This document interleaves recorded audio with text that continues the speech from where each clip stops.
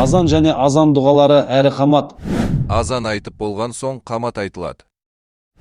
Қамат тәкбір.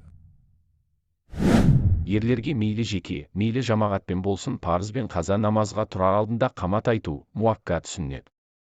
Тек ер кісілер ғана қамат айтады, әйел кісілер қамат айтпайды. Қаматтың сөздері азан сөздерімен бірдей. Тек қана дегеннен кейін намаз басталды деп 2 рет айтылады. Ерлер қамат айтарда қиямға тұрып, жүздерін құбылаға қаратып былайша қамат айтады. Аллаху акбар, Аллаху акбар, Аллаху акбар, Аллаху акбар. Ашхаду ан ла илаха илляллах, ашхаду ан ла илаха илляллах. Ашхаду анна Мухаммадар Расулуллах, ашхаду анна Мухаммадар Расулуллах. Хайя аля ас-салах, хайя аля ас-салах. Хайя аля аль-фалах, хайя аля аль-фалах.